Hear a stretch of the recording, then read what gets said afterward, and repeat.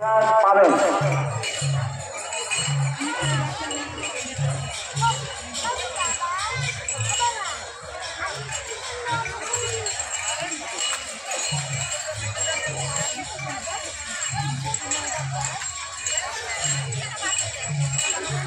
নামো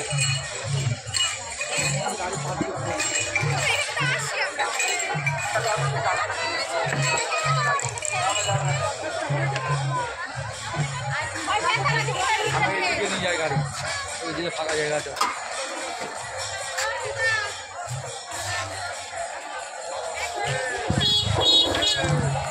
আমাদের প্রতি বছর মকর সংক্রান্তির লগ্নে হরিদাস ঠাকুরের পীঠস্থানে যে মকর সংক্রান্তির অনুষ্ঠান আয়োজন করা হয়, এবছরও সেই একই পর্যায়ের আয়োজন